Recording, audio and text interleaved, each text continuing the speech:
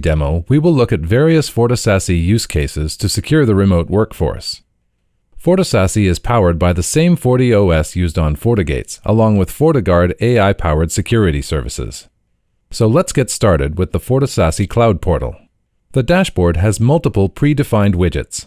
Administrators can drill down into the User Connection Monitor widget to get details on connected users, such as how they are connected to FortiSASE, either using the FortiClient agent or a PAC file. The widget also provides details on user location by looking at the SASE point of presence they're connected to. The Managed Endpoint widget provides details on all the devices FortiSASE has seen since its initial deployment. And the Remote User Management widget provides details on the current license usage for both agent-based and agentless options. Moving on, FortiView tabs provide a summary of all the user activity in an environment. The Applications tab provides a list of actively used applications, and the Websites tab provides information on websites actively visited by all users connected to FortiSASE. Similarly, the Threats tab provides insight into different threat vectors observed by FortiSASE over a period of time. These include threat activity related to antivirus, intrusion prevention, web filtering, DNS filtering, and data loss prevention.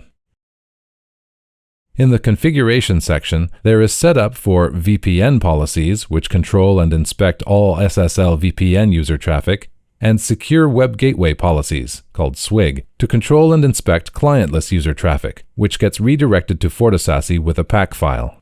The FortiSASE portal simplifies security profile management by grouping all profiles under the Security tab. These profiles are set to recommended settings by default, and each profile can also be customized. Security admins can create multiple profile groups as needed and can later apply these profiles to VPN or SWG policies to perform Layer 7 content inspection. Now let's see FortiSASE Secure Internet Access in action. In the FortiClient console, we can see that the endpoint is managed by the FortiSASE portal and is connected to FortiSASE over the SSL VPN. Let's begin with the SSL inspection use case. Deep SSL inspection is enabled in the Security tab, but is not enforced in the VPN policy, and as such, FortiSASE will not block the download of an encrypted malicious file. So back in the FortiSASE portal, we can enforce deep SSL inspection in the VPN policy by clearing the Force Certificate Inspection option. And now, if we try again to download a malicious file, this time FortiSASE decrypts the contents and blocks the file download. This shows the importance of enabling SSL inspection in today's world where more than 95% of web traffic is encrypted. Now let's see a web filtering use case. Here we try to access a malicious website, but as you can see, FortiSASE resets the connection and presents a blocked notification page. Now let's browse to the Google Play Store and verify the decryption process. Since SSL inspection is enabled, FortiSASE impersonates the Google certificate and forwards it to the client browser. This can be confirmed by looking at the Issued By field of the certificate and seeing that it shows the serial number of the FortiSASE instance. Next, since the gaming category is blocked in the web filter profile, if we navigate to Apps and try to access the Games tab, FortiSASE forwards a response page with a block notification message. Now let's go back to the Security tab in the FortiSASE portal and check the web filtering logs. We can filter these logs to verify our recent web activity. For the source column, we filter on rsmith, and then apply another filter for the block action. Now we can see the logs for recent blocked web activity for the user rsmith. Here we can see that the website deltasearch.com is categorized as malicious and was blocked by FortiSASE, and that the user was also blocked from accessing gaming applications in the Google Play Store. Now let's quickly go through the Application Control security profile. This profile is customized to block gaming applications with some additional overrides to block some overall application categories. Here we've blocked certain collaboration apps like WeChat, Discord, and Google Chat. We've also set up more granular app control rules to block a file upload or download to apps like Box, and can even block access to personal Google Drive accounts.